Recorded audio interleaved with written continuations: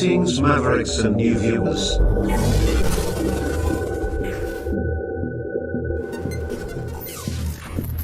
Tonight, direct and live from the Maverick News Network World Studios. This is Maverick News with Rick Walker.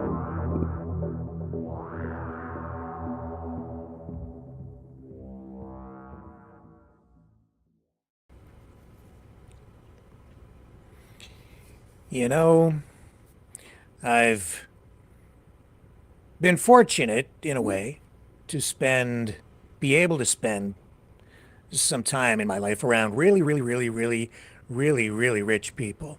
Not all the time, just from time to time, I've had opportunity to sort of just be in their presence.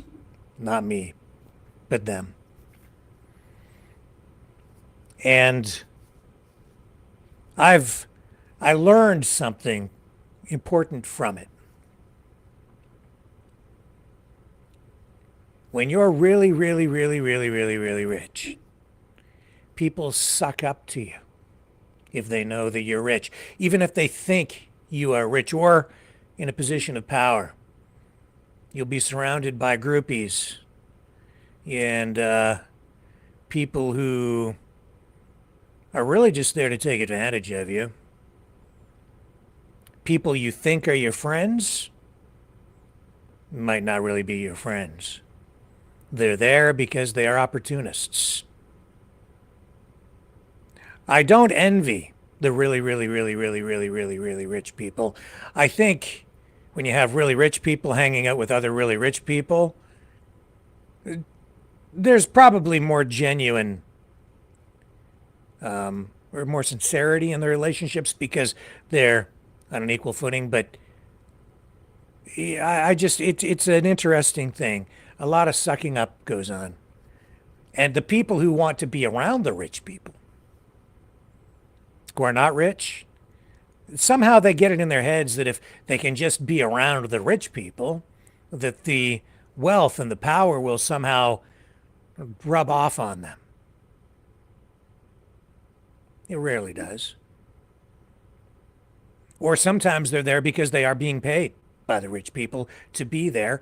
And so, of course, it's not really a friendship. It sort of becomes a job to be nice, a job to be a friend. The point is, when you're someone like Donald Trump, you're powerful, you have money, you're surrounded by a lot of people. And I would say it's very difficult for someone like Trump to know who's really on his side, who is really his friend, who is just sucking up, who is just saying what they think he wants to hear. It's, I think, a dangerous thing for a president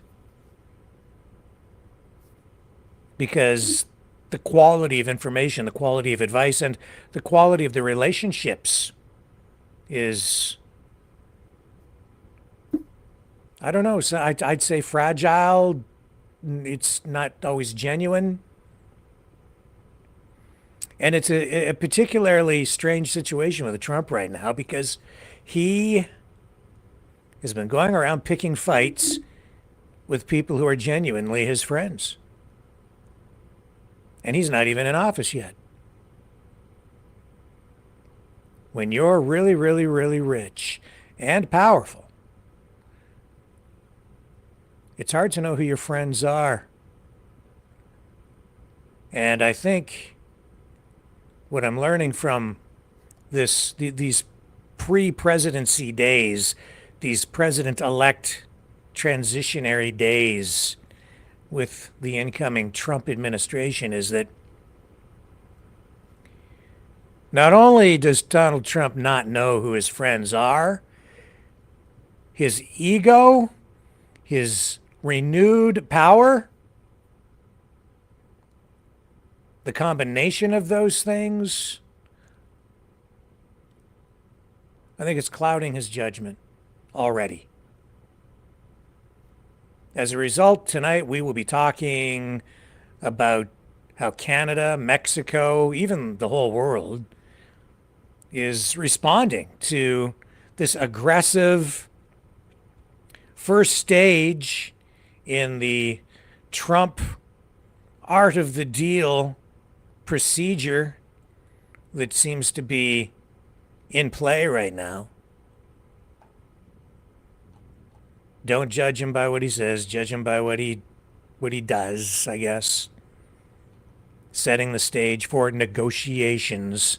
But in Canada, we're seeing a mixed reaction from politicians, leaders, premiers, the prime minister. I think people are confused and scared. And that really, at this point, is what Trump is using to control people, even people who are really his friends. He is using fear. And it ain't cool. Stay with me. We'll dig into that and the other top news stories of the day on the other side of this. You know, someone very profoundly once said many years ago that if fascism ever comes to America, it'll come in the name of liberalism.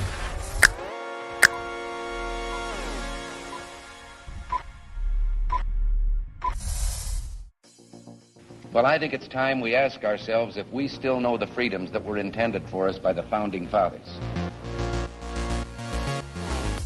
If we lose freedom here, there's no place to escape to. This is the last stand on Earth. The entire world is watching. Every dictator, every crazy dictator in the world is watching.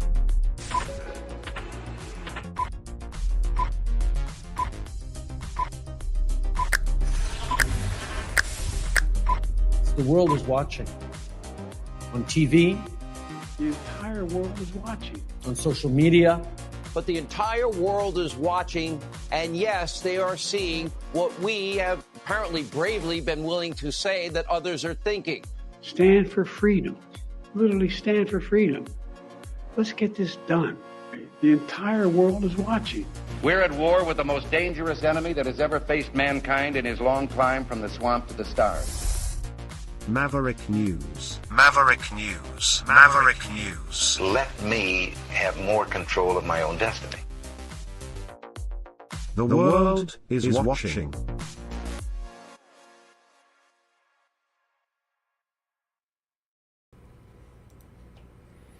So first of all, I have to say thank you to some people who did donate to the channel last night. Thank you, thank you, thank you, thank you, thank you, thank you, thank you. I am so incredibly grateful. The donations coming in at a time when really honestly desperately needed. So thank you very, very, very, very much to those of you who donated. If you donated by e-transfer last night, and there were a couple of people,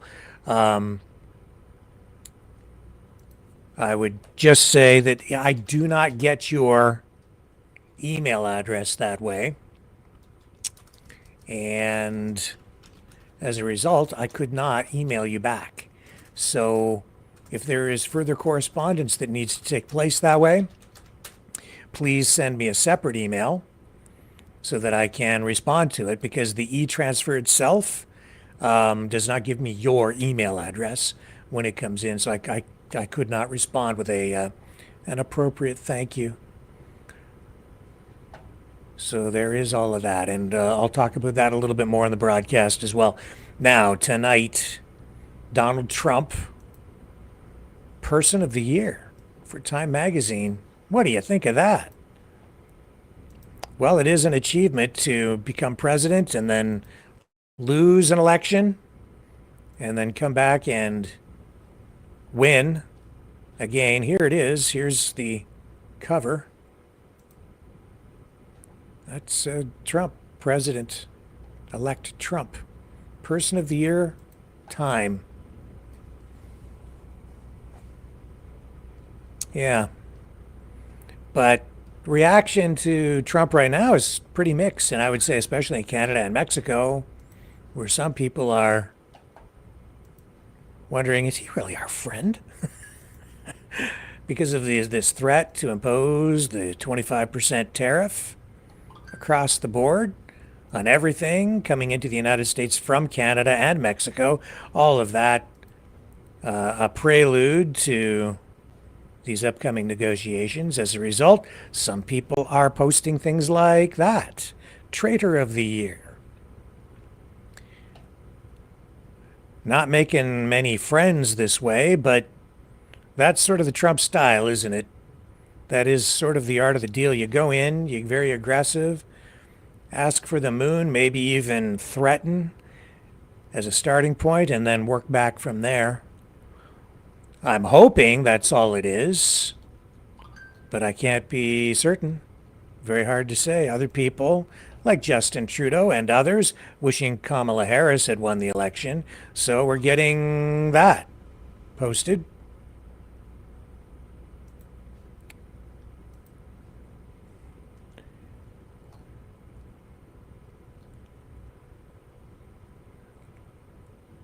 But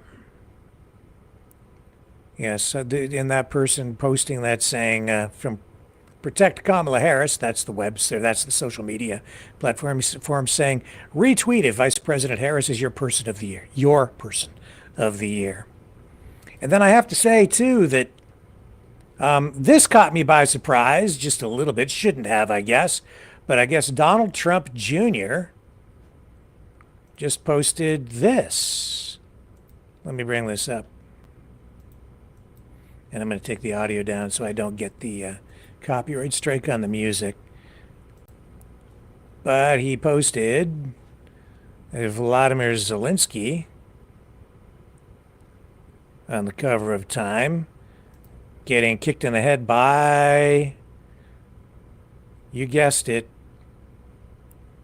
the man with the dance. His dad, Donald Trump Jr.'s dad, DJT. Says person of the year, the greatest of all time, Donald J. Trump. Time. Of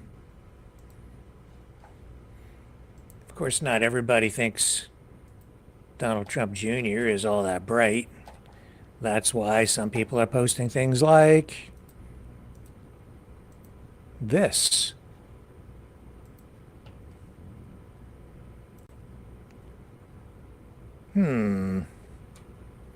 I don't know. Is America great now? Is the country united now? Is everything feeling better? I don't know about you, but somehow everything feels a whole lot worse right at the moment. People are fighting.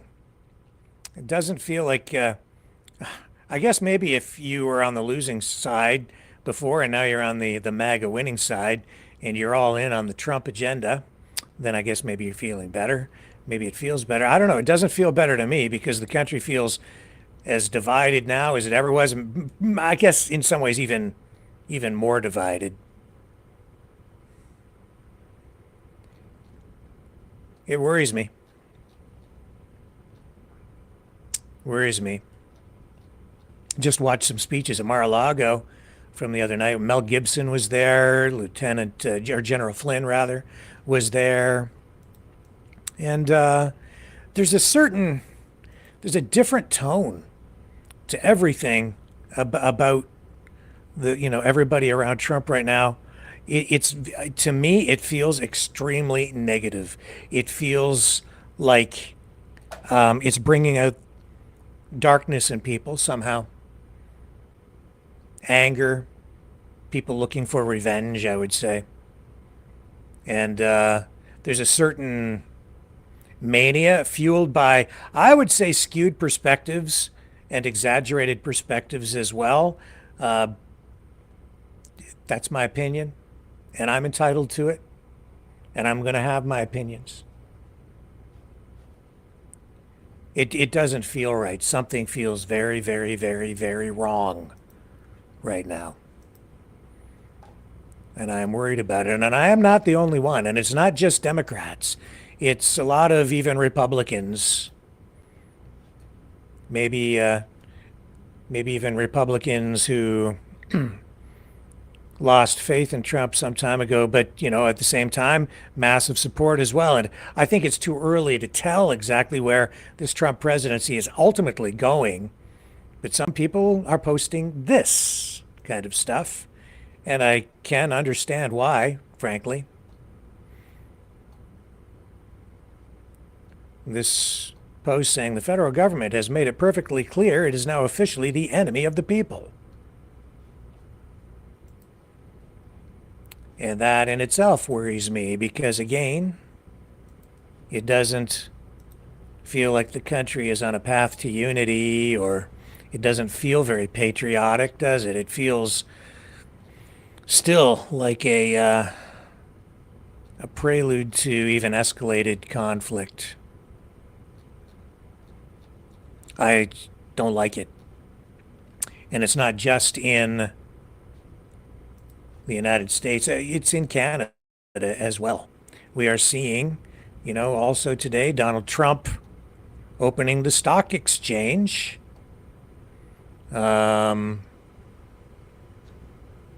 This was, as he opened the stock exchange, this was his exchange with Kramer on MSNBC, or CNBC rather.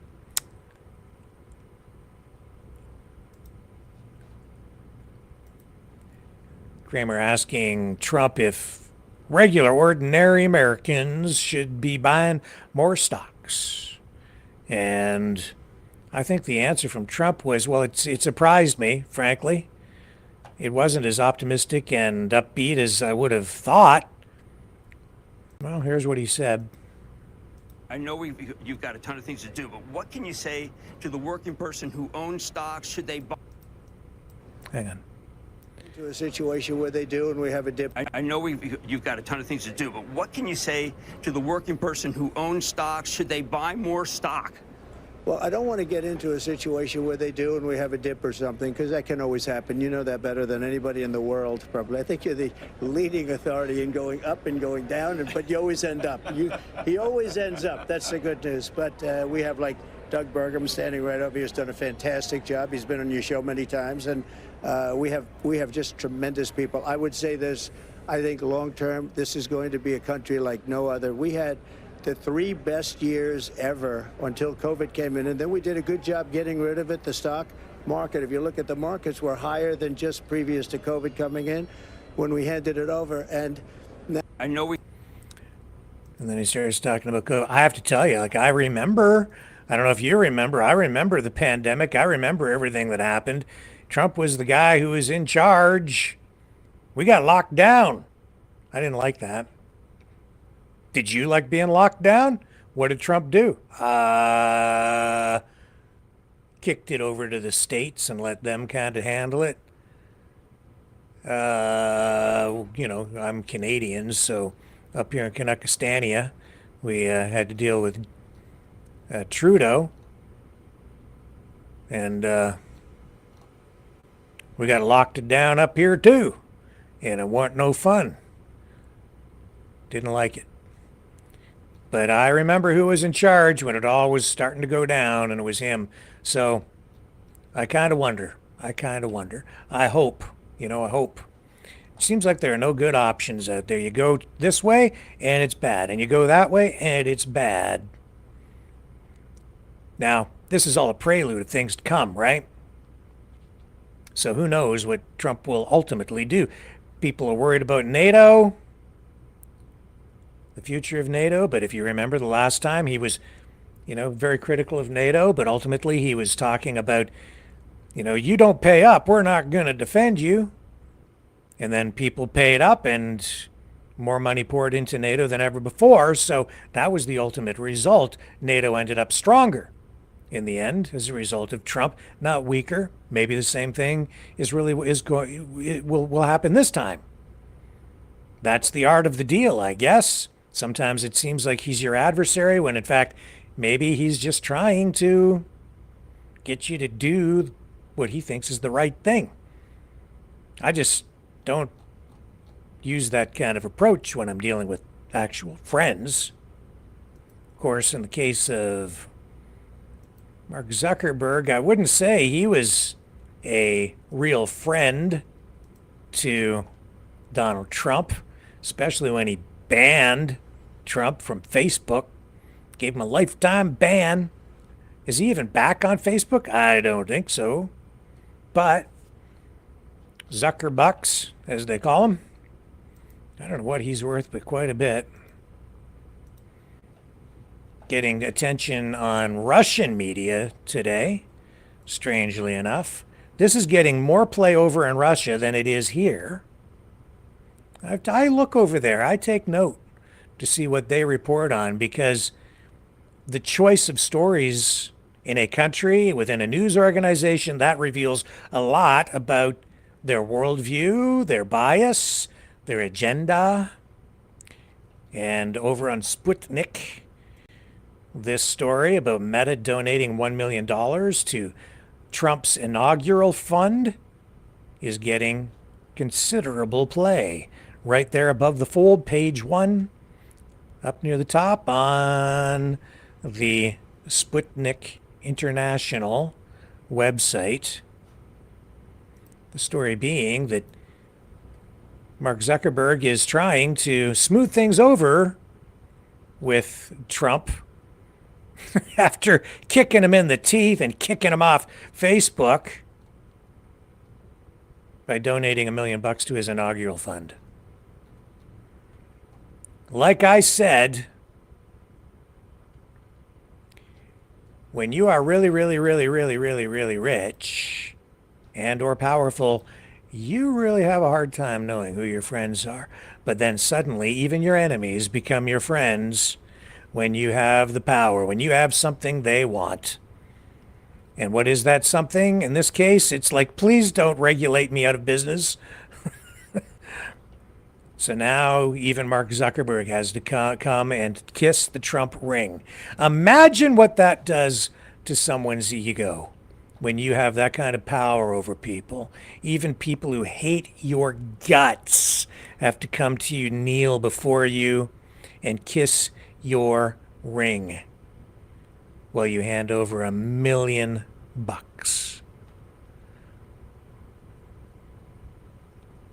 And when you have a big ego to begin with, and then you layer onto that kind of power, influence, and you have people kneeling before you, I don't know what that does to someone psychologically. It has to skew your sense of reality, your worldview. How do you relate to a regular, everyday peasant like me or you, if you're maybe you're not a peasant. I'm a peasant. But how do you relate? I think you start to lose touch. There's no way people in these positions of power, influence, these well-heeled elites, there's no way they can really relate to us. Maybe have empathy or sympathy or compassion, maybe. Maybe they see value. Like, I mean, Trump seems to be a man of the people, doesn't he? He goes to these fast food restaurants and does the photo ops there and eats his fried chicken and his burgers and buys everybody milkshakes when he walks through the door. But I don't know. Now he's got some of the richest people in the world kneeling before him. That has to go to your head. They say power corrupts, absolute power corrupts absolutely. And I worry when I see so much skewed, how shall I put this? When I just see the emphasis, that the placing of the emphasis in certain ways with regard to Trump coverage, especially over in Russia, and prior to the election, it was very clear that Vladimir Putin wanted Trump to win. Even when he was saying that at one point he said he wanted, I think he said he wanted, was it Joe Biden to win? Yeah. And then he shifted his position, and then later he said he wanted Trump to win. I think he really wanted to just be disruptive by just commenting on it. If he really wanted to do the right thing, he would say something like, we'll respect whatever the outcome of the election is, what the voters choose. But he didn't do that because Putin knew that just by picking one or the other, he would throw people into a tizzy.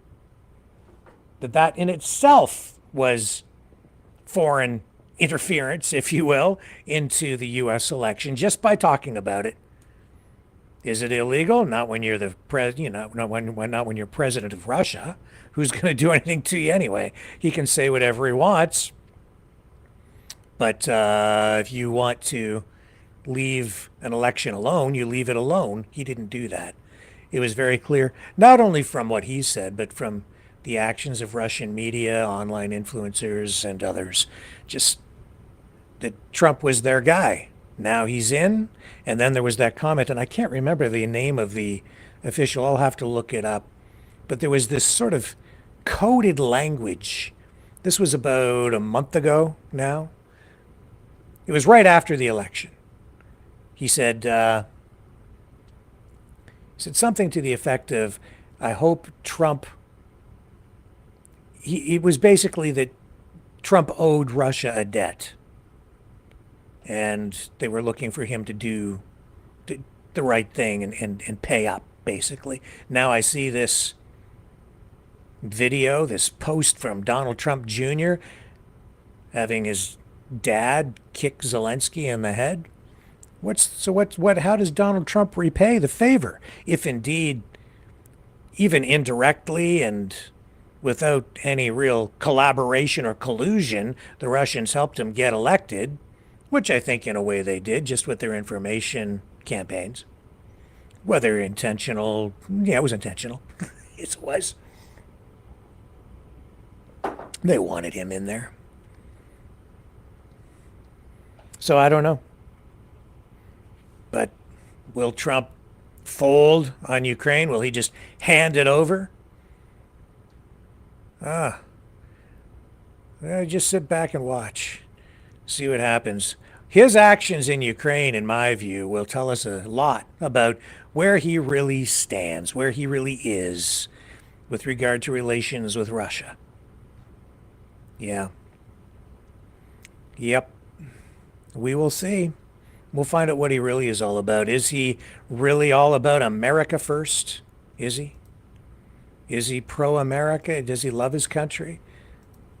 I hope so. I sure hope so. Is he all about freedom? Is that what Donald Trump is about? We're going to have to wait to find out. 40 days. 40 days. And Trump takes office again for the second time. Yeah. Pretty weird, eh?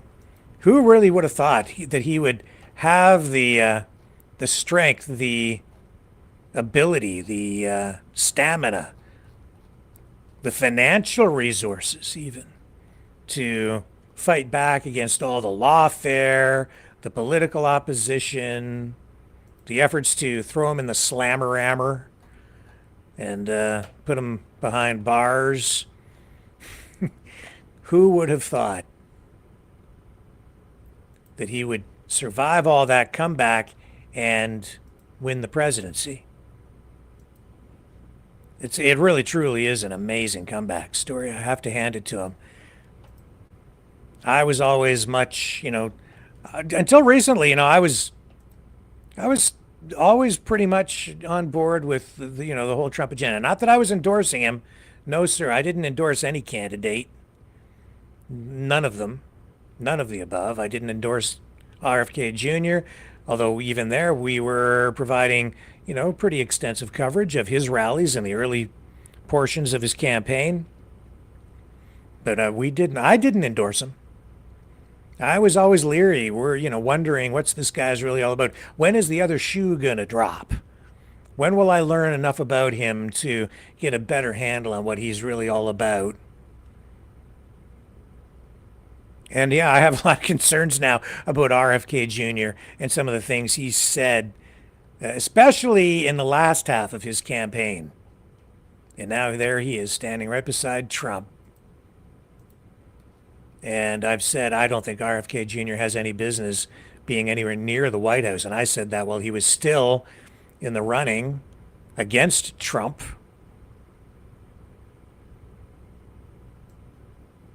And I say it now, too, not only because I don't think he has any business in the Oval Office as president.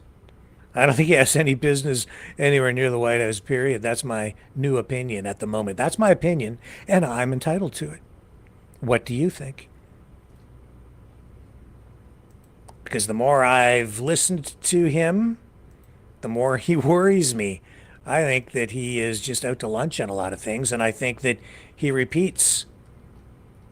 I think maybe even unknowingly or unwittingly, because I think he's maybe improperly influenced by some of the people around him, but he repeats a lot of Russian crap.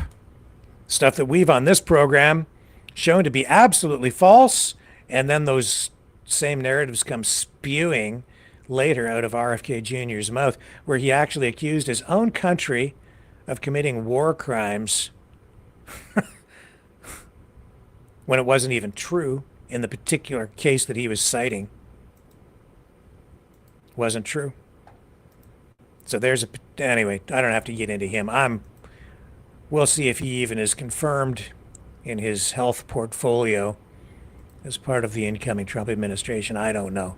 I think there were 77 Nobel Prize winners this past week who came out and said that they're urging that RFK Jr. not be confirmed.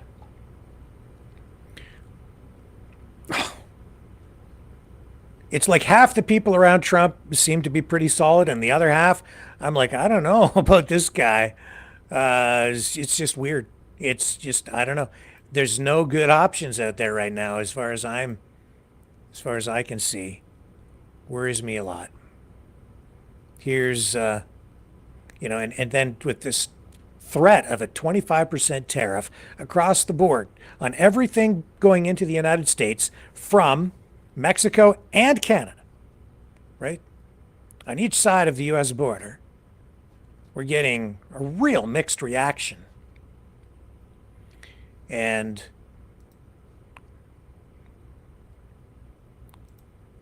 Trudeau, yesterday, we showed you that he had sort of in a sissy sort of a way he took a swipe back at Trump by saying it was kind of a weird thing. Well, maybe I should show you that clip first. I think I still have it here. When he said that the United States voters had, for the second time, failed to elect a female president. Where'd that clip go?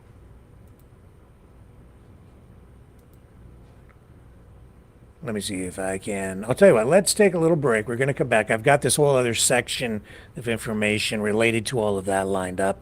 So let me get that clip set up so I can segue into it properly, and we'll continue on the other side of the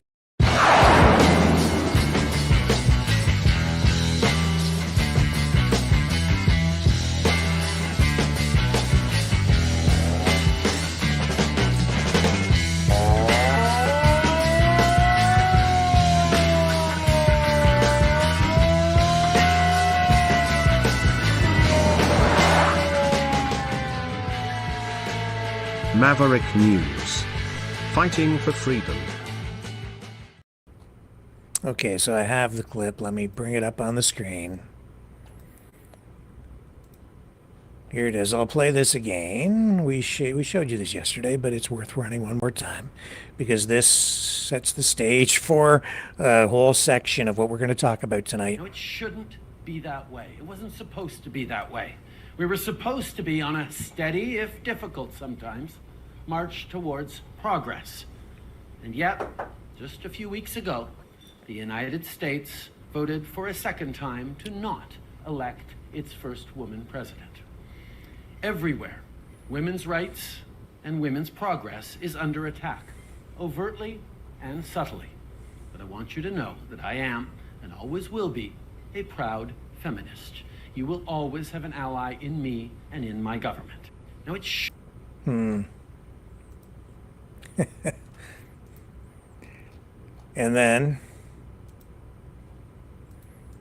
I'll run it one more time, but this time I'll show you how I would say people on the right side of the political spectrum are portraying Trudeau with that same clip.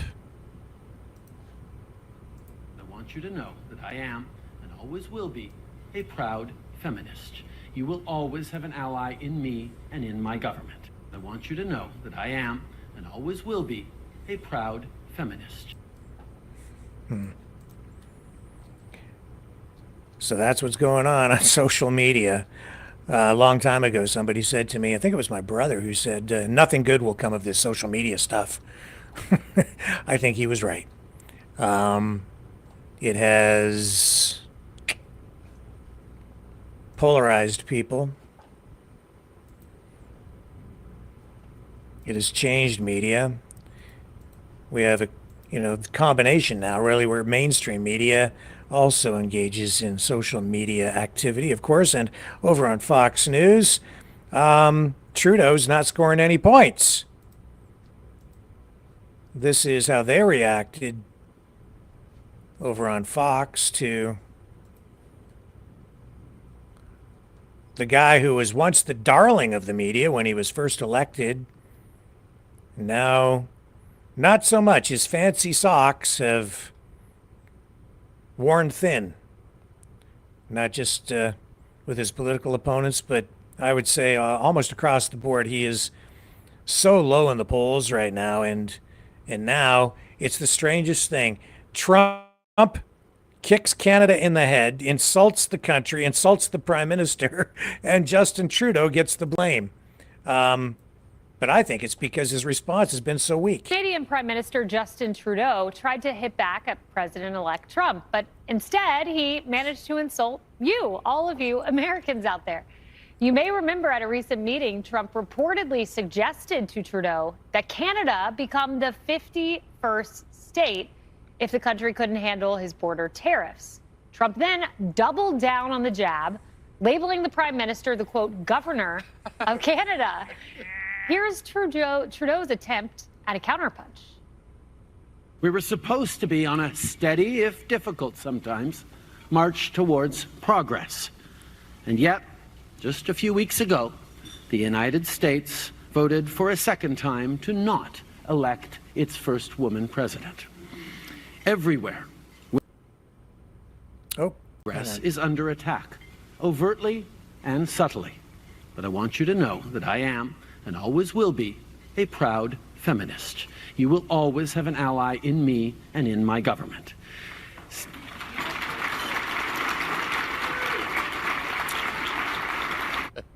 Well, he seems very proud of himself right there. I mean, Kennedy, could a counterpunch get any lamer? No, I watched that and I went, wow, Justine Trudeau. What Governor of the Year. What brand of tampons do you use? I'm Oh, my such a goodness. proud feminist. Tim Like, Walz. my goodness. Ooh, I'm trembling with fear. Please don't invade us with your soy boyness. Lauren, okay, so the Canadian Prime Minister insults all Americans. That's what he did. It just seems so unnecessary. Unnecessary. Isn't that interesting? I said that what Trump had been doing was unnecessary. Yeah. I think it was unnecessary. Yeah, and if I'd been sitting at the table, I also said my response to Trump would have been considerably different. Doug Ford, Premier of Ontario, his response has been different, I have to tell you. He is standing up to Trump. And let me see if I've got the right clip here. Yeah, I lost that. I lost that portion of the clip. Hang on a second here. We lost that one. So let me take another little quick break. I'm going to come back and I'm going to show you how Doug Ford, the Premier of Ontario, is taking a completely different approach to dealing with Donald Trump.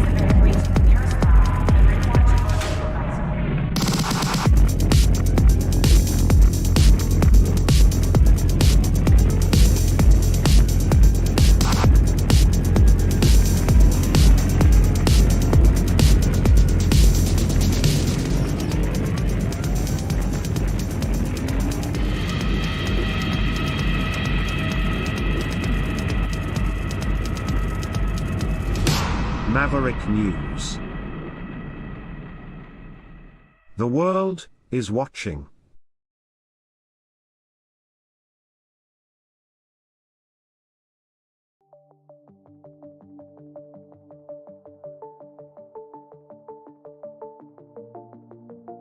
Greetings, brave Mavericks. Our quest for truth continues. We go beyond fake news. Together we expose propaganda. Together we pull others out of rabbit holes. We are maverick thinkers. We are all unique individuals, defenders of individual rights and freedoms, credible, trusted, grounded in reality. Maverick News, Maverick News. Defending free speech, free speech. Donate at freedomreporters.com. Do it now. Tomorrow may be too late. Maverick News. The world is watching.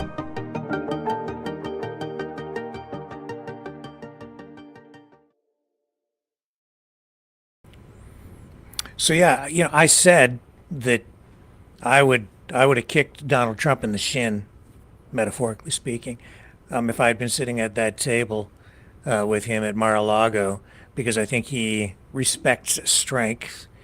He is projecting strength, and if you project strength back, I think he respects it. If you appear weak, I don't think he cares. I don't think he even likes you. And that's what's going on with Trudeau. Now, Trump is getting a completely different response from Ontario Premier Doug Ford. Now, Ford is responding to these threats of a possible 25% across-the-board tariff by threatening to cut off Ontario's energy supply to the United States. I said I would have threatened to do something very similar. Now, he says that he's sending a message to the U.S. You come and attack Ontario, you attack the livelihoods of people of Ontario and Canadians, and we're going to use every tool in our toolbox to defend Ontarians and Canadians across the border. Now, of course, Trump is, attaching these threats of tariffs to his demands for enhanced border security. And this is, you can talk about drones and you can talk about more patrols on the border and things of that nature, but it's in reality, I think, and I'd have to look at the numbers to confirm this. This is just my impression. This is just off the top of my head. I think we have more people crossing the border from the United States into Canada than we do people crossing from Canada into the United States. But of course, they're concerned about who might be crossing over the border into the United States. They're concerned about drugs. They're concerned about terrorism. So I totally get that. But if you really want to deal with those problems, you need to deal with those things before these people make it to the border. We need to be controlling who comes into Canada to begin with, so that they don't have the opportunity to then turn around and cross the border with illicit drugs or with intentions to commit acts of terror. So that's what we need to really be doing, in my view. Now, And that means that we have to be more closely monitoring who it is that we allow to stay in the country, who we give citizenship to, and we need to be checking the security side of things more. So it isn't to achieve these border security goals. It needs to start long before. It needs to start in a place other than the border itself. But that is, again, just my opinion, and I'm entitled to it. What do you think? Let me know in the chat. I'll take a look in there in a little while. So this is also, though, a prelude to everything coming up with these new trade negotiations, because Trump wants to renegotiate the USMCA trade deal, which, was the deal that replaced the North American Free Trade Agreement that Trump renegotiated as soon as he came into office the last time. Still not good enough for him. He wants to do it again. So they're going back to the bargaining table. This is a prelude to all of that. So different, there's no unity, though, among premiers and the Prime Minister in Canada, but Doug Ford saying that he might actually cut off the energy supply. Here he is at a news conference today taking questions on this. Ways that Canada could retaliate against the United States. Well, we're putting a list together along with the federal government, and all the premiers are putting a list together. We'll compile that list, have conversations with Minister of Finance, Chrystia Freeland, and we'll move forward. But we can't just roll over as we're being under attack and hurting our families and our jobs. We just want to send a message. When it comes to the U.S., I want to send them more electricity. I want to send them critical minerals. I want to make sure that we have fair trade going back and forth across the border. That's what I want to do. Yep. And support them any way we can. They aren't our enemies. They're our allies. And every single governor and senator and congresswoman and men that I speak to, they agree. Yep. I'll be speaking to both governors of Michigan and New York today, and I'm sure they share our same thoughts and values about giving them more electricity if they need it. That's the last thing we want to do. Would we do it? Let's wait and see. When you about as a result of what you said yesterday? Not at all. We have these meetings every single day lined up for the next number of weeks. It's just communicating our message down there. Our ad, the agency that did it, did an incredible job. I think it was the best I've ever seen. I'm getting endless calls from friends down in the U.S. saying, what an incredible ad, getting a lot of calls from the Florida area. It's hitting 100 million Americans, and we're going to ramp it up in January even to a further extent. All it is, it's a great message. We're stronger together. Not weaker, stronger together. Should Canada do that? Should the federal government be making these promotional Good point. I mentioned that yesterday in our meeting to the Prime Minister and all the other premiers, that if you have the capacity, you have the capabilities, do an ad. But even if you can't do an ad, they're doing an incredible job. They're reaching out to their counterpart governors, no matter if it's on the East Coast, Midwest, Southern, or West Coast. I'm just so proud of the job that all the premiers are doing, and from all different political stripes that we're sticking together. I did comment that I think it'd be in the best interest of the Canadian government to start running ads as well. The Americans should not be able to go on social media, turn on a radio, turn on a television without seeing an ad from Canada or Ontario, getting our positive message down there and telling the Americans how important of a trading partner we are that keeps people working in all the communities, from the mayors that are standing behind me and further. So that's what we look forward to doing. Premier, when you say you want to see encampments cleared, is there a definition for encampments, or is it? Okay, we're going to get into that in a bit. That's homeless encampments, which is a big issue in Canada right now, and that's because that's a whole other thing. We'll talk about that in a few minutes. But he's referring to this ad. I'm going to show you the ad. This is what Ontario has been running as they prepare to deal with a Trump administration. For generations, this ally to the north has been by your side. Ontario, Canada. a partner connected by shared history, shared values, and a shared vision for what we can achieve together. Stable and secure when the world around us isn't. You can rely on Ontario for energy to power your growing economy and for the critical minerals crucial to new technologies. Ontario is your third largest trading partner and the #1 export destination for 17 states. Our long-standing economic partnership keeps millions of Americans working. In a changing world, it's time to bring jobs back home and build together. More workers, more trade, more prosperity, more security. For generations, this ally to the north has been here. And for generations more, we'll still be here, right by your side. Yep. Yeah. No need to threaten, Donald. We're right here, man. Always have been, always will be. Unless you're more worried about entertaining Xi Jinping at your inauguration, who has been invited, which could be a good thing. Let's have peace. Peace is possible, Trump says today, right? So he's inviting Xi Jinping from China to come to his inauguration. But why is he doing that? Because he is afraid of China. China is a huge adversary. He's upset with China. You remember the China virus? China. Yeah. So it seems almost like Trump is more concerned about keeping his enemies closer, while he kicks his friends in the teeth. It's a bizarre strategy. Maybe it's going to work. Crazier things have happened. But I don't think it's necessary. Fox News saying it's totally unnecessary for Trudeau to talk about Americans not electing, well, whatever. I didn't hear him actually insulting Americans. I'm not here because I love Trudeau. I'm just saying, did you get from what Trudeau said that he was insulting all Americans? I didn't get it. I didn't get that. I think he was just expressing his feminist opinion, which he's entitled to. Whether you agree with it or not is another matter.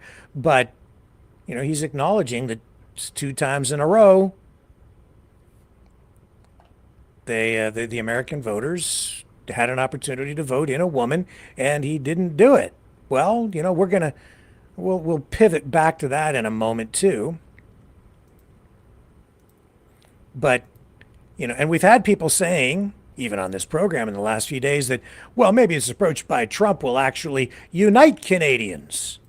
I don't think it's really doing that. I'm not getting that at all, frankly. Because if you look at, well, here's Premier Danielle Smith of Alberta, oil-rich Alberta, which, of course, the United States is very interested in because of the energy there. Canada sends a whole lot of oil down to the US of A, and now more than ever, they're going to be needing it. But she's not interested at all in holding back energy resources from the United States. Quite the contrary. It seems like Danielle Smith is, to some degree, marching to the beat of her own drum, she's getting ready to attend the inauguration. I think she's been invited, if I understand that correctly. And she is like, oh yeah, she's talking to the governors in different states and to the Trump administration directly, doing an end run really around to Justin Trudeau. So I don't know how much solidarity there really is there between the various premiers, and I see already kind of a divide between Ontario and Alberta in the approach that is being taken to deal with Donald Trump. Maybe that divide in itself is a beneficial thing. I don't know how all this is going to play out, but if the people thinking that Donald Trump is somehow going to unite Canada with this, not even just the 25% tariff threat, it's the insult to Canadians by, he is the one who insulted us by mocking our sovereignty, as though Canada doesn't matter. we're just insignificant. Your prime minister's just a governor of our 51st state. You just do what we say. Kneel down, kiss my ring. Yeah, screw you. Okay? It doesn't work like that. Not up here in Kanakistan. No, sir. Not with me, anyway. Not if I become the prime minister. No. There'll be mutual respect on both sides, Mr. Trump.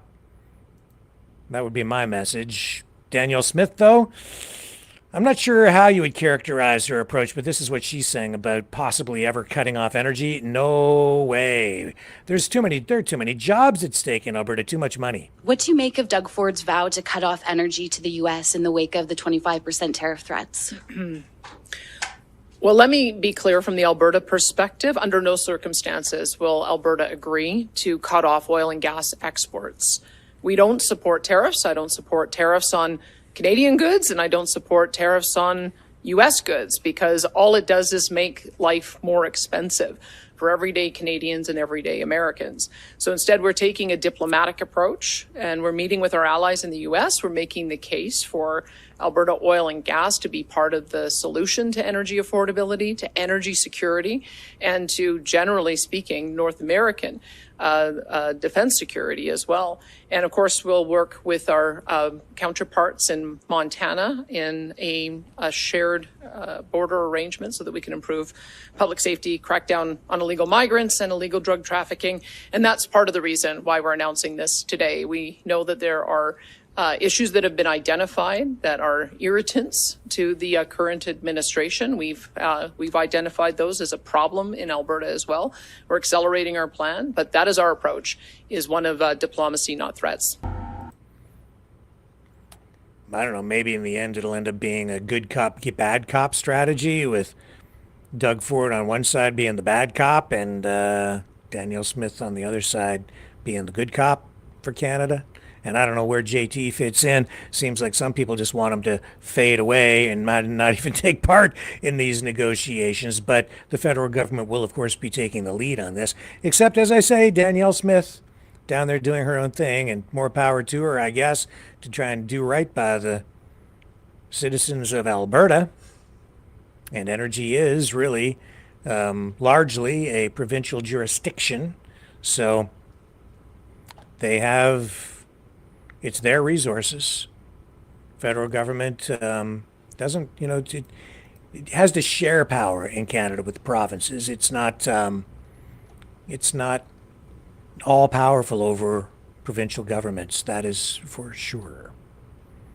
But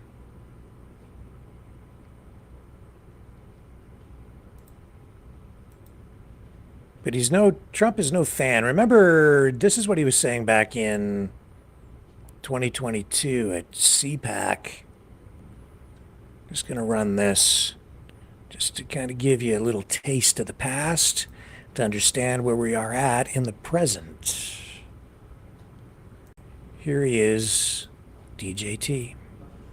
The tyranny we have witnessed in Canada in recent weeks should shock and dismay people all over the world. This is a reference to the convoy. In an advanced Western democracy, the peaceful movement of patriotic truckers, workers, and families protesting for their most basic rights and liberties has been violently put down.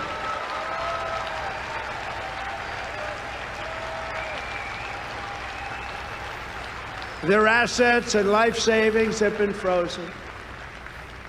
They have been slandered as Nazis, racists, and terrorists. These are the names they've been called. They've been arrested and charged with phony crimes. They've been falsely accused of loyalty to foreign powers. I watched them. I saw those maple leafs all over the flags and the love for their country. Plenty of Americans were there too, and they love our country. They're being hunted down like enemies of their own government and treated worse than drug dealers and murderers or rapists. A line has been crossed. You're either with the peaceful truckers or you are with the left-wing fascists. And that's what's been happening. And it's been a strong line. We stand with the truckers, and we stand with the Canadian people in their noble quest to reclaim their freedom.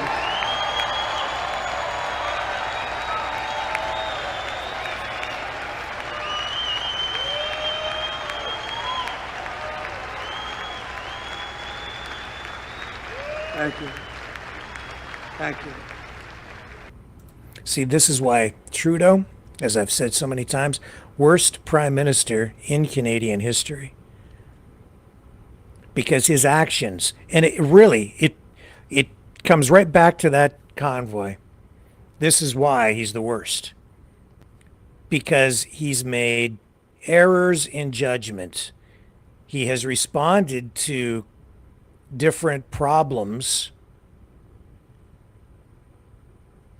inappropriately, without full thought. Responding, I think, to information that on the surface or in an elementary way, yes, his response might have been justified based on the information that was presented to him, but he failed to see the bigger picture. And he didn't see he got caught and made the wrong decisions. Instead of coming out to just talk to the truckers, that's all he had to do. All he had to do is just extend an olive branch and engage in discussion. Invite whichever representatives in to have even a short meeting. And everything today in our country would be different. Donald Trump would not have been able to stand up there at that podium and criticize the government of Canada in the way that he did in that speech, because it would have been a more Canadian response if Trudeau had been more conciliatory, if he had tried to talk to his own citizens at the time. Even though I know that, yes, they were concerned, I think they still are concerned about some foreign infiltration within that particular protest. True or not true, it still largely was an organic thing, and he should have engaged in conversation, negotiation, because he was dealing with Canadians protesting who had every right to do that. Instead, he took a heavy-handed authoritarian approach because that's his mindset, that's his approach, and that's why he's the worst prime minister in Canadian history. His actions at that moment, as I said, Canada died. His use of the Emergencies Act, his end run around the Constitution during the pandemic by using the provisions in the Charter to suspend rights. Those were big mistakes. Canadians, like myself anyway, value our rights and our freedoms more than just about anything. I want to live free. And when our government takes those rights away from us, which they have no right to take away from us in my view, because they never came from the government to begin with. At that point, they're oppressing our rights, and that's my opinion, and I'm entitled to it. What do you think? It was a political mistake, a huge mistake. That's why he's where he is at right now in the polls. It's because of that moment. And Trump capitalized on it right there. But I wonder now, how much did Trump really mean that? If Trump is sitting there kicking Canadians in the teeth, mocking our sovereignty at this point, it makes me wonder what he's really all about himself. A political opportunist, for sure. He was able to score points on the international stage and domestically with those comments at that speech. Now, years later, he's kind of flipped the script, hasn't he? Screw your sovereignty. You should just be the 51st state. And yet, strangely, so many Canadians are embracing it. A new poll out just within the last day. I think the results published today. I don't know if it was Angus Reid or one of the others. Doesn't really matter. I think it was commissioned by CTV, indicating that about 83% of Canadians are opposed to the notion that Canada should become the 51st state, but 13%, somewhere in that range, are thinking that's a pretty good idea. And people on the, I guess you would say, the far right of the political spectrum, although I don't really buy into that, they're the ones more inclined to be cheering for Canada to just be dissolved and be absorbed into the USA, which again is bizarre to me because these are people who call themselves patriots, freedom fighters. About half of the PPC, People's Party of Canada members, surveyed as part of this, came back and said, yeah, we should just give up and join the US, I guess. And I'm like, what? I thought you were the patriots. Aren't you the freedom fighters? Now you just want to bend over and just give up the country? Not me. I mean, you want to have a referendum or a vote, people can decide, but I don't want to be invaded. Over on Fox News, they're mocking us, saying, oh, please don't invade us with your soy boy army. Well, yeah, I wouldn't take that approach anyway. We would never invade the United States, but if we're invaded this way, I think that maybe a little passive protesting might go a long way. You come on up here, we'll show you how to protest. We'll set up our hot tubs. We'll play road hockey while carrying our protest signs. Yeah, that's what we'll do. And we'll set up our bouncy castles. Well, maybe not, because if half the people on that side of the political spectrum are ready to pack it in, I don't know. I find that very discouraging. Aren't we here to fight for the country? Love the United States, but I love Canada too. Anyway, sorry to keep going down that road, but it worries me, folks, because what the hell am I sitting here fighting for if we're just going to give it up? I don't want to give it up to Russia, China, the United States, or any other country. I just want to be Canadian. And I don't care if Justin Trudeau says Canada doesn't have any particular cultural identity of its own. It sure as heck does. In fact, it has a whole bunch of different identities depending on what part of the country you venture to. It's entirely different if you go to Newfoundland than it is if you go to British Columbia or Toronto, or if you come here. The accents are different, the language. Like, you ever try to listen, if you're from Ontario like me and you're trying to listen to somebody from Newfoundland, you have to train your ear to understand what's being said. Or when you're speaking to someone from Quebec, when they're speaking English, you have to train your ear. It's a different culture. And certainly in Quebec, nobody knows that better than the people who live there, right? Absolutely. They value their culture in Quebec, I think, more than we do here in us Anglophones. Although people seem to be more concerned about it these days than they ever have been before. And that's because of Justin Trudeau's policies on immigration.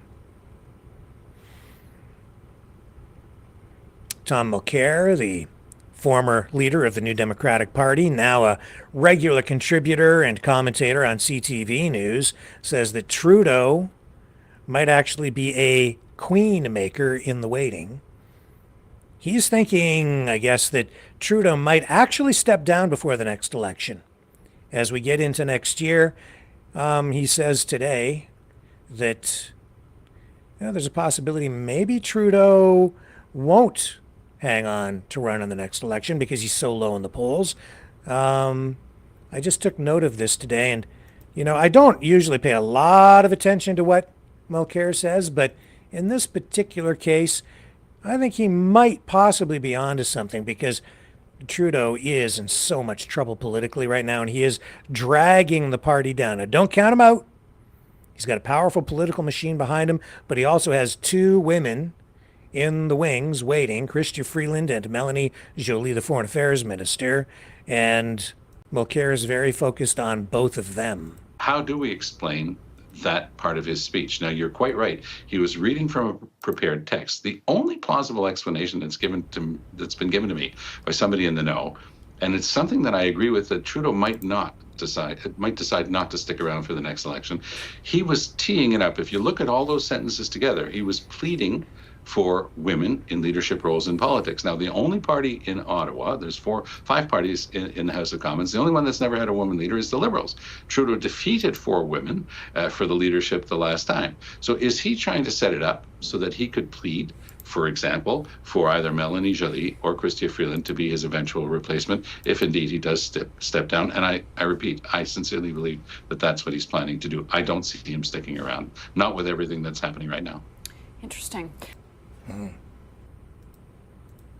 What do you think? Let me just check in the chat. Let's take a look in there.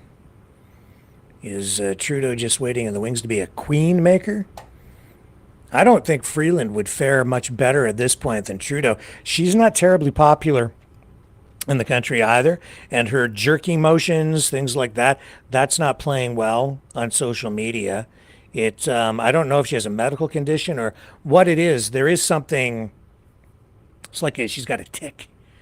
Very, very weird, honestly. And it's not helping her when she's standing behind people speaking at different newsers, and she's like doing this stuff. It's hurting her a lot, but I don't know. So do you think Trudeau will step aside and then throw his support behind one or even both of those female prospects as the next leader of the Liberals? Bon says she is twicking. You mean twerking? Oh, I don't even want to think about that. Let me check over here on the Rumble chat and see what you guys are saying over here. I don't know. Yeah, Dragon says Jolie is a better pick. Yeah, well, he says puck. You miss a typo, but that's a very Canadian thing to say, Dragon. Jolie is a better puck. You mean pick? Yeah, I agree. I think that she would be a better pick for the Liberals than Chrystia Freeland. She doesn't carry as much of the negative baggage from all the social media attacks that Freeland has. I think Freeland is about just not quite as unpopular, but pretty close to being as despised by a lot of Canadians as Trudeau himself. So I think that she would be easy pickings for the Conservatives, honestly. Jubilee says, I'm concerned too, Sir Rick. Yeah, about her country. I agree. I'm worried about it.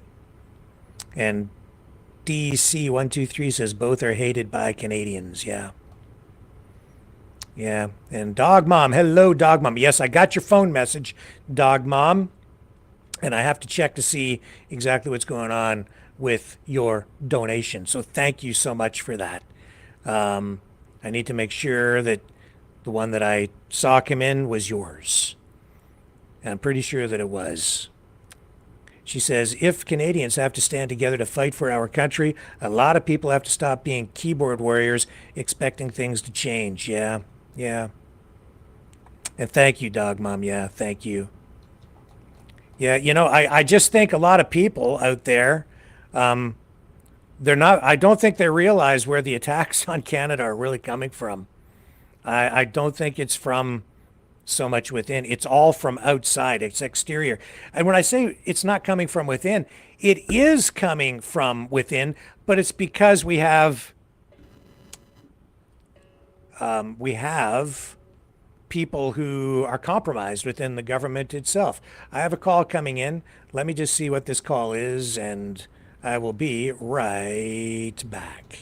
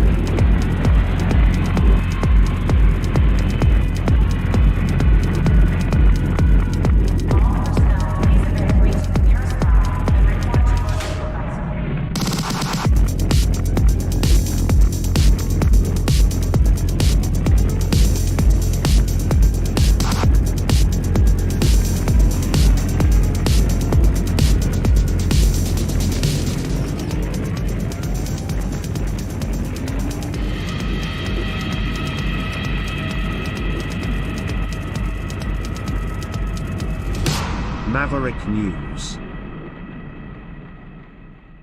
The world is watching.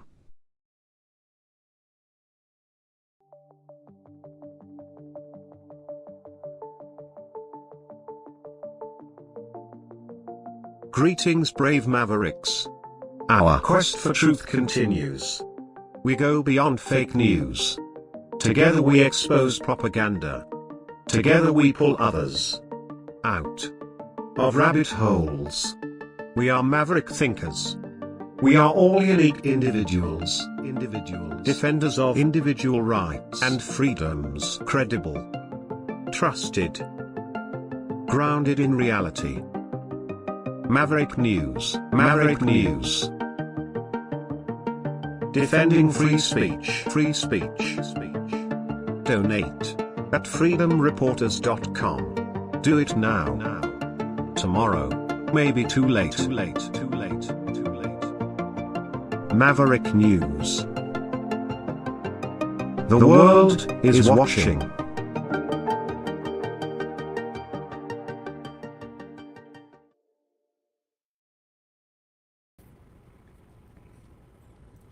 Okay, a little bit of a false alarm, at least in terms of the show, the call coming in. Completely unrelated to tonight's program, so we're back on track and talking about the top news of the day. I was on a little bit of a roll there with all of this stuff. As Trump prepares to take office, too, I guess the Biden administration is doing a few things to kind of throw a monkey wrench into the transition and Trump's plans for the future. I don't know. He hasn't talked so much about finishing that wall, has he? No, he hasn't. Haven't heard that much. We didn't hear as much about the wall. Remember the first time around, it was like, build the wall, build the wall.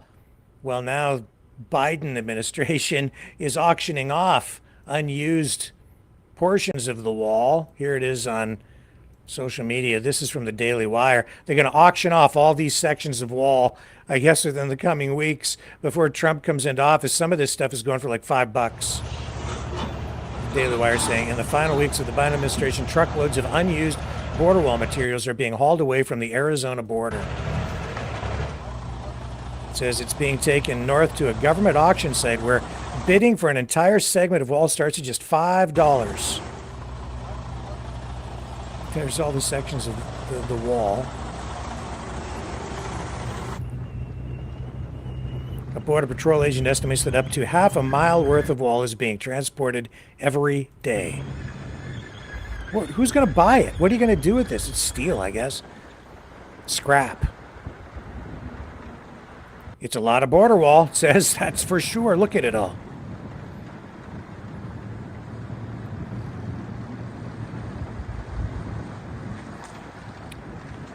You know, that's why, look at all of that steel. Look at all of that. So they're going to auction it before Trump gets into office. Then he'll have to turn around and pay full pop for new stuff. With our tax money, well, your tax money. It's like, that is why democracy is so dysfunctional, especially in the United States. You don't have this consistency in policy over time. It does in some ways put Western governments in a position of disadvantage versus other countries where you have more continuity of governance. And in the United States with a president, you only get a max 8 years, 2 terms. In this case, split up, divided. 4 years, then 4 years off, then 4 years back on with Trump. It is very disruptive to foreign policy. It's disruptive to, rolling out plans. You end up with governments that largely deal with things in a short-sighted way because they're always sort of in election mode or re-election mode where, the Chinese or even dictators, the advantage they have, not that I'm in favor of a dictatorship, don't get me wrong. I'm just saying that if you're running a dictatorship, or even in Canada, where we have a government where the prime minister can serve as many years as voters continue to elect, a government. The Liberals have been in power a lot more years over the course of Canadian history than Conservatives. But you get more consistency in policy. If you have a government in place, they're doing a good job, the people are happy, you can keep them. You can keep your prime minister, you can keep your government. If you're not happy, over time, you can turf them and get things kind of rebooted and start down the other path. That's generally what happens in Canada. Anyway, it swings back and forth. You get a bunch of liberals in there. They overspend. They buy votes. They get corrupted by the power. They start feeding at the public trough. People get tired of the debts. Then they elect a conservative government. You bring in austerity for a while. People try to get it back on track.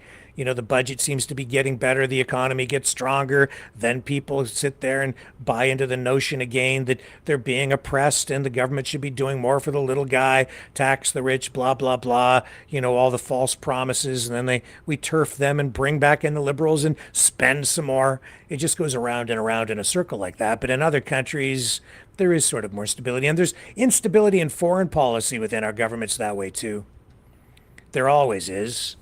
You get one, you know, the Biden administration is on the way out and the Trump administration is coming in and the policies are going to be very different, obviously. Well, maybe not. We can't really tell. That's the thing. We're not sure what we're getting. This really is very much like a box of chocolates, especially when we're looking at all the people surrounding Trump who might become part of his administration. I don't know if I'm going to get a chocolate with this guy, if it's going to have a cream filling in it or if it's going to have a nut. It's hard to tell. He's got a mix in there, doesn't he? Yeah, well, it's going to be interesting. I think what he's sort of doing is he's unleashing the nuts on the deep state. So they can wreak havoc and cause all kinds of problems and go after his political enemies. Just keep them busy over there, boys, just with the craziness, and I'll go over here and we'll get the work done. I think there's a degree of truth in that, more than maybe you know.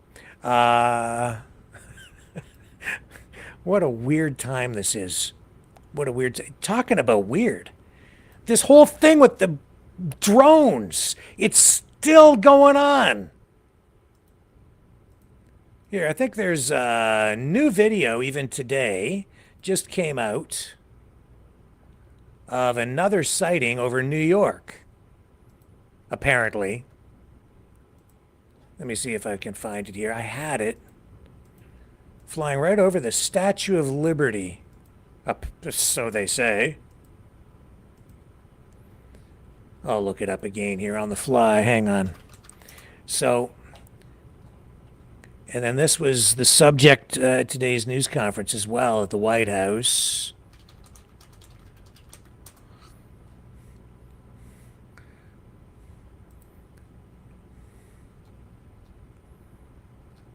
Scroll down. Where's this? I've got this for you. Come on. Sorry to keep you waiting, but I think you're going to want to see this. You're going to want to see it. You're going to want to see it.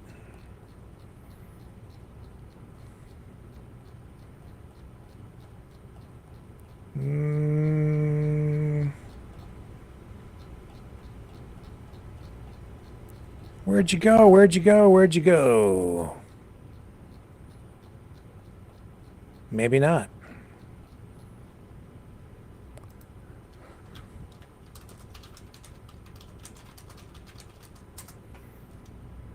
I'm searching. I'll find it for you. Damn. Okay, let me just... Gonna have to take a break while I find the clip for you. You hang on. We're coming. The sharing of biased and false news has become all too common on social media. More alarmingly, some media outlets simply aren't true without checking facts first. Unfortunately, some members of the media use their platforms to push their own personal bias and agenda to control exactly what people think, and this is extremely dangerous to our democracy. In an ocean of lies a century deep, the truth awaits. Choose not the red pill. Choose not the blue pill. For both are an illusion. Discover the power of M. The power of individuality. We are Mavericks, we are the way to the light. Fear not the storm. Join our quest for truth. Truth will set you free. Maverick News. The world is watching.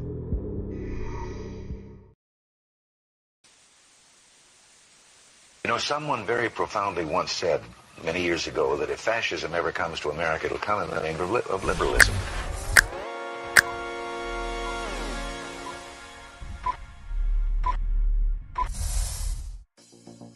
Well, I think it's time we ask ourselves if we still know the freedoms that were intended for us by the Founding Fathers. If we lose freedom here, there's no place to escape to. This is the last stand on Earth. The entire world is watching. Every dictator, every crazy dictator in the world is watching.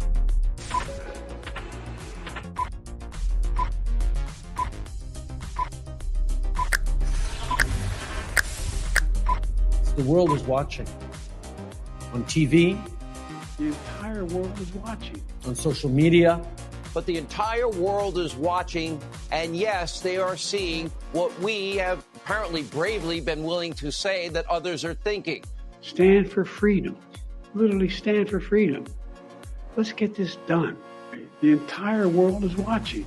We're at war with the most dangerous enemy that has ever faced mankind in his long climb from the swamp to the stars. Maverick News. Maverick News. Maverick News. Let me have more control of my own destiny. The world is watching.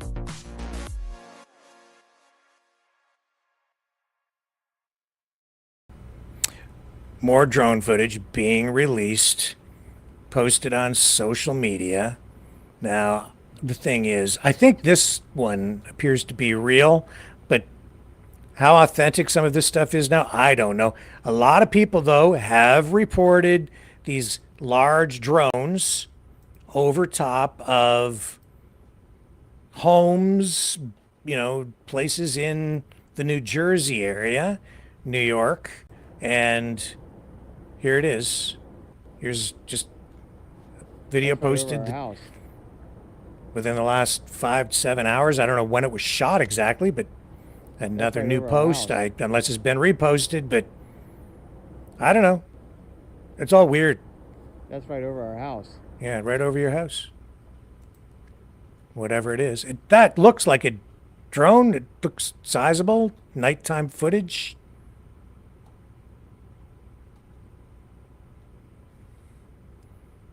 Here's another one.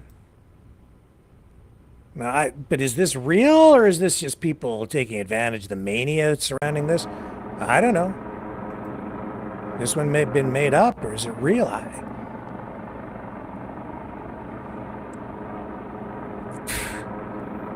This is the stuff people are talking about, though. Like, what the hell is that?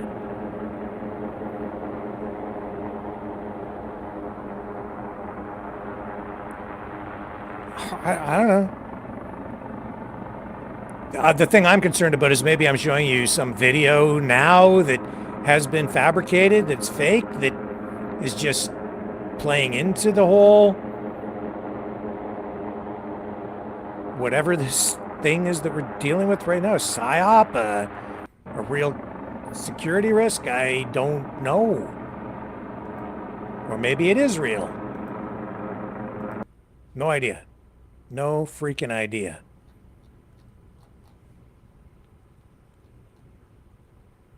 So the Department of Homeland Security issued this statement, has issued this statement. Here it is here.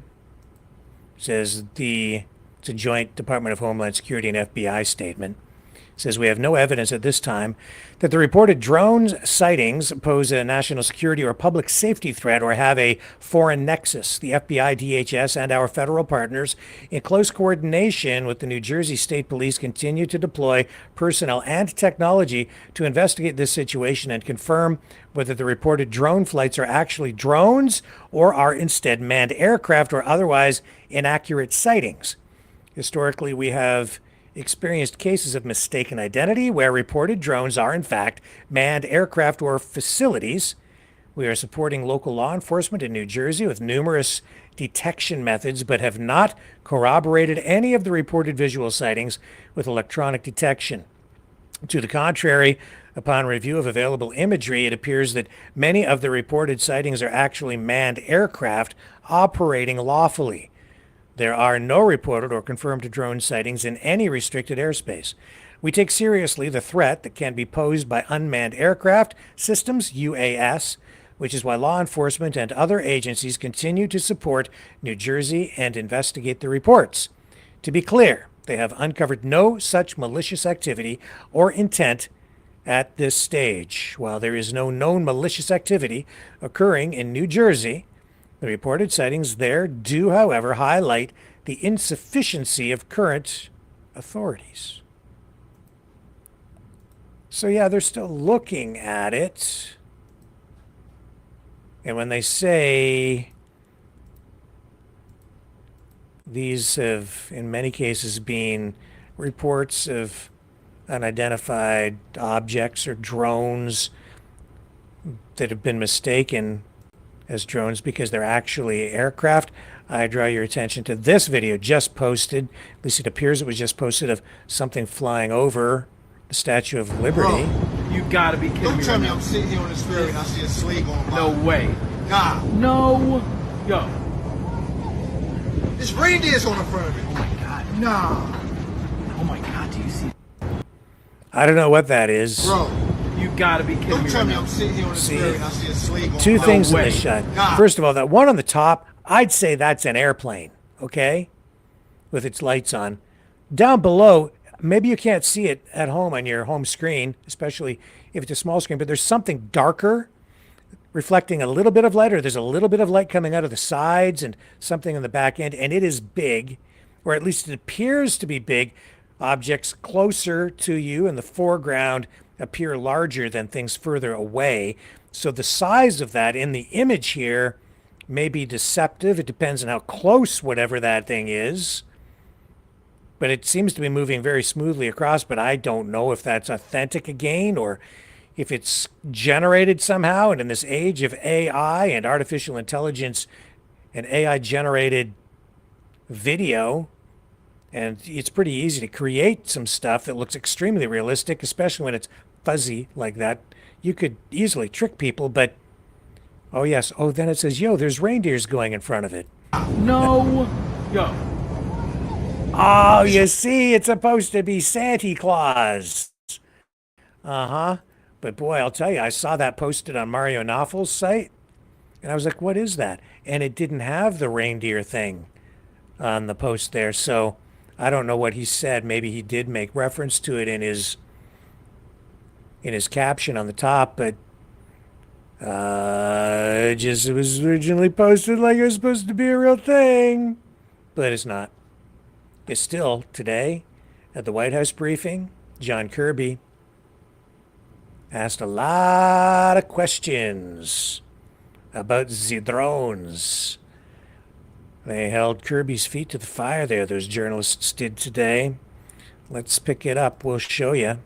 You can tune in. You can listen. We've got it right here for you right now. It was the topic du jour again today. Oh no, did I just lose it?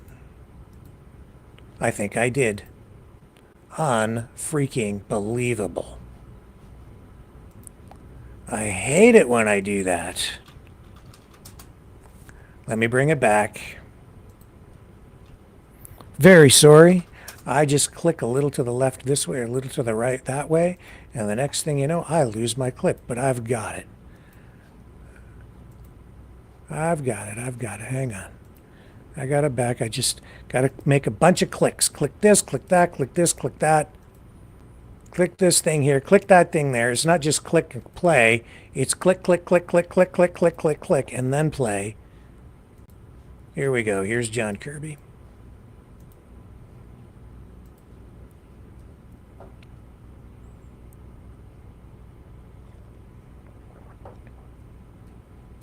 Hang on. Wrong one. Where is it? Ah, for crying out loud. I've got the wrong one up. I've lost that one. No, that's not it. I need this John Kirby.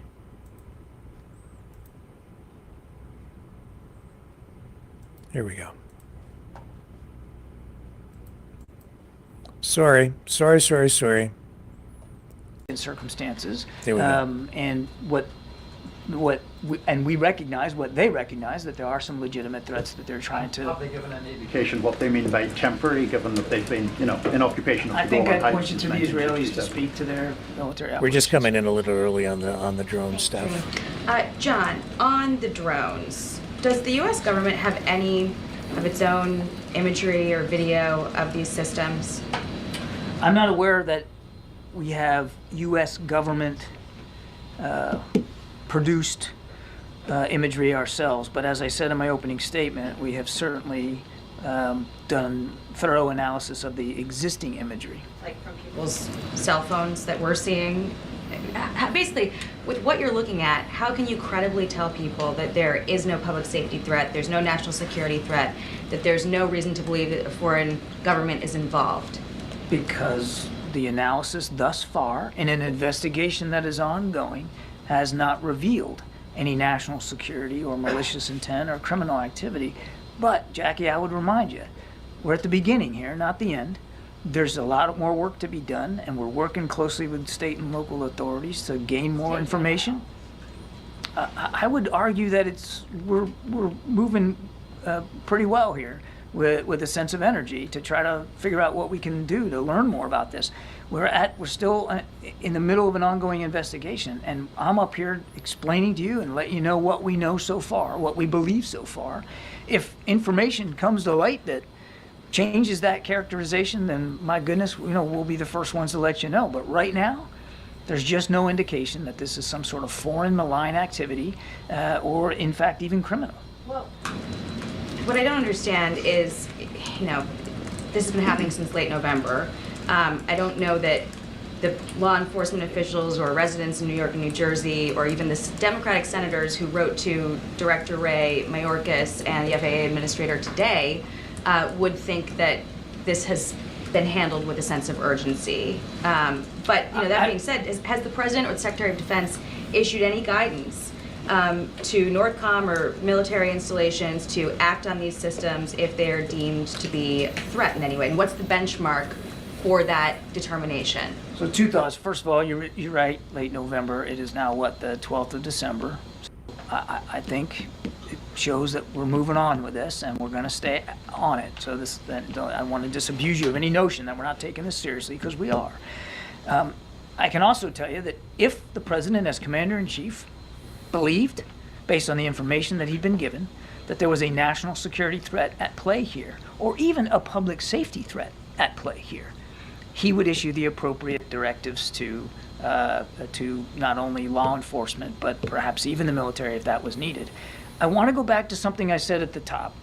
There has been no evidence of any of this activity in or near restricted spaces. That's not what the senators said in the letter. They said, in fact, that they've been observed maneuvering their critical infrastructure, sensitive locations, including reservoirs and military installations, and cited a concern from law enforcement about public safety threats because a medevac helicopter was prevented from transporting a seriously injured patient for care because of the presence of these drones. I stand by my opening statement. Can you make that make more sense?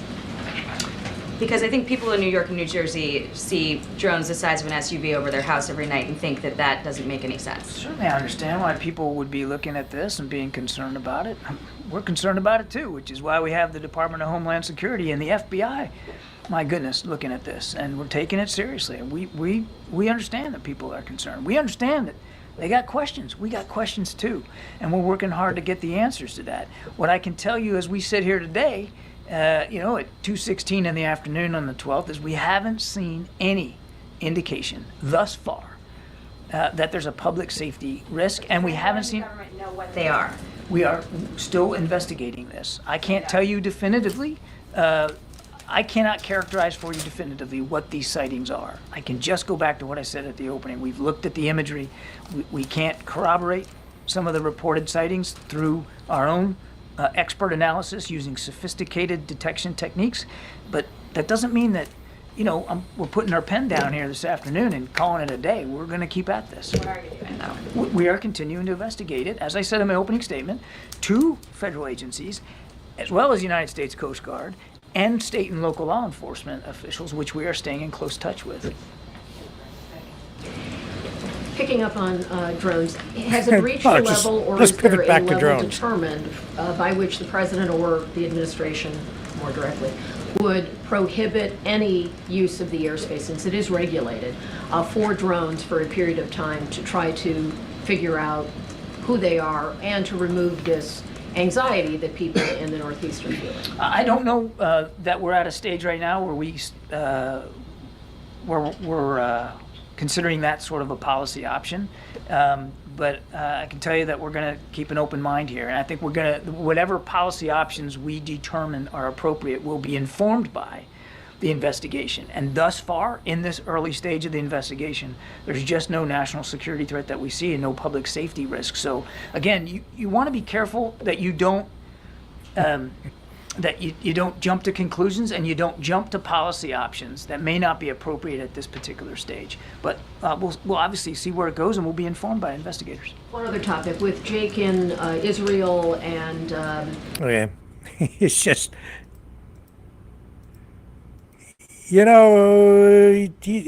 what he's saying is, I think, largely true. You don't want to jump the gun. You don't want to... You don't want to scramble fighter jets to shoot down a DJI drone that somebody bought at Best Buy. And you could have that going on.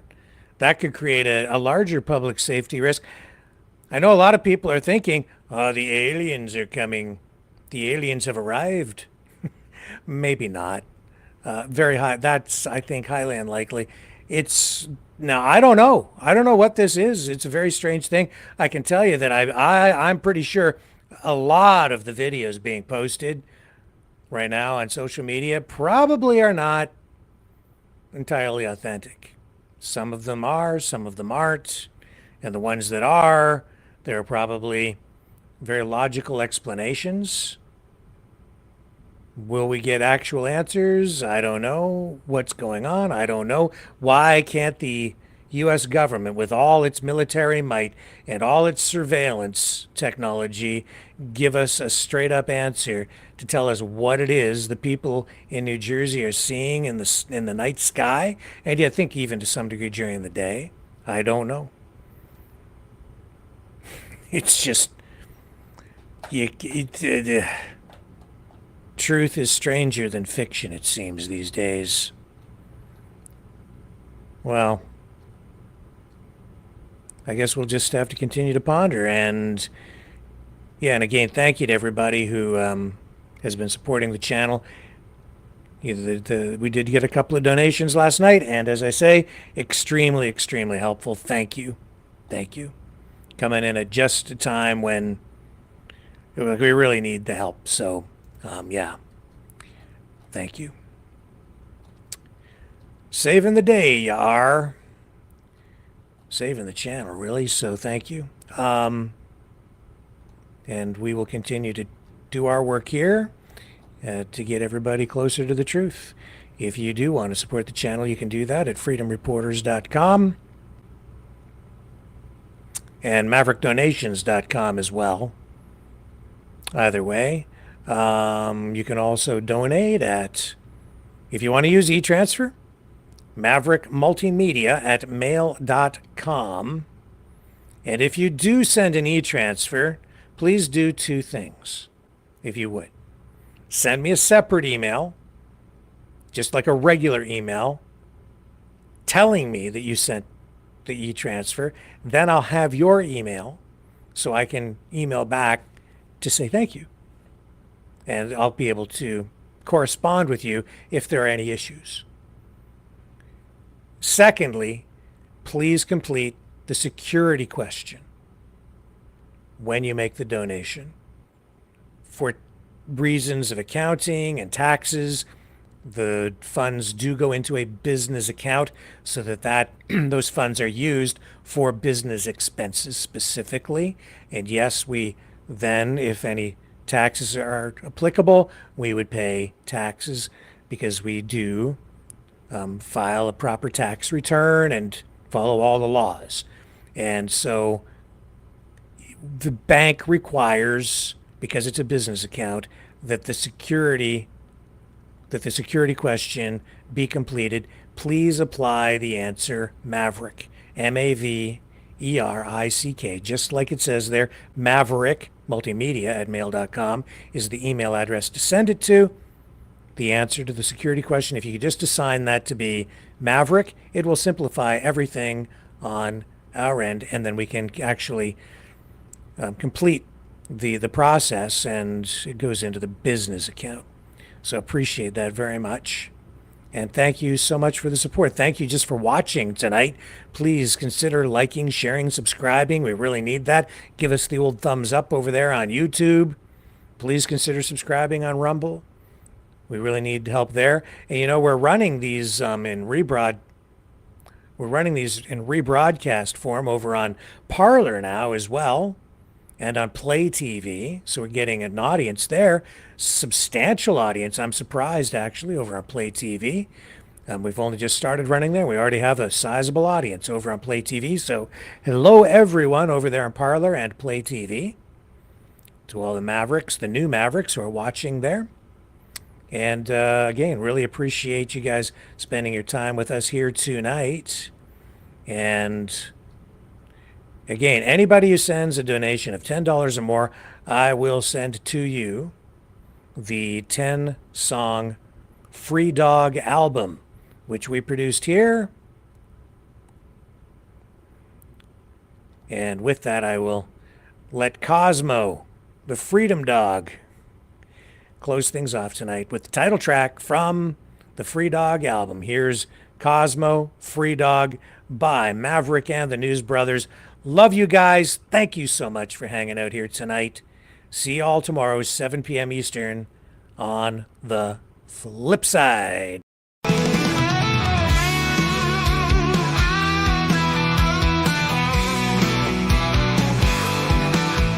I heard old Cosmo howling last night up on the hill where the moon shines so bright.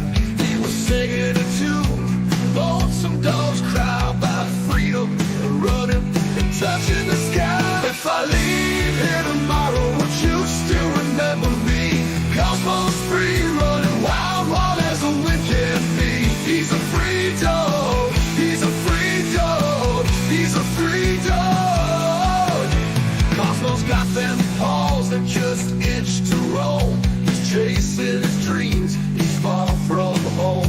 With a heart full of love and a spirit so free, he's living his life wild and carefree. If I leave here tomorrow, would you still remember me?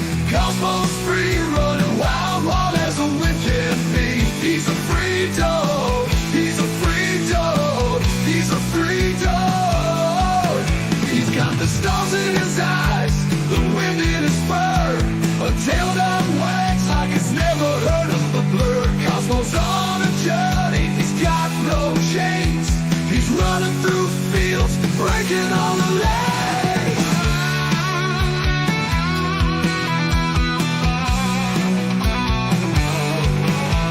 Now the night's getting cold and the sky's turning gray, but Cosmo's still out there, he's miles away.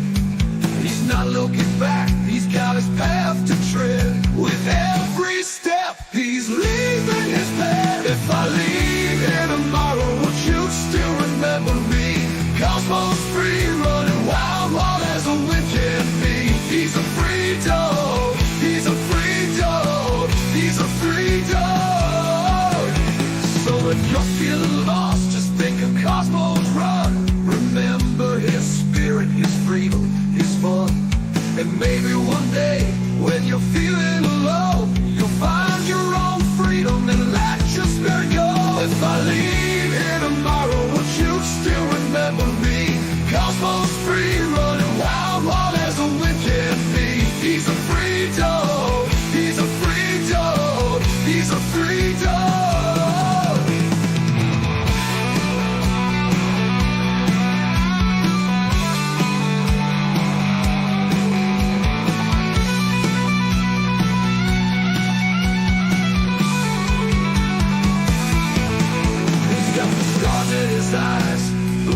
in his fur, a tail that wags like it's never heard a bird, a heart full of love and a spirit so free.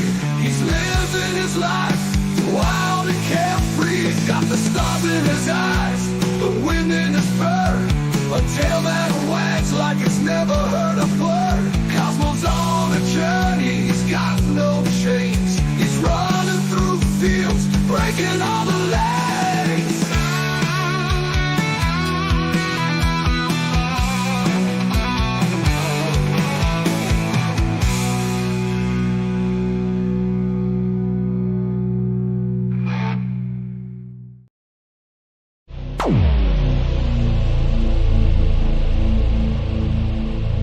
This has been a Maverick Multimedia production.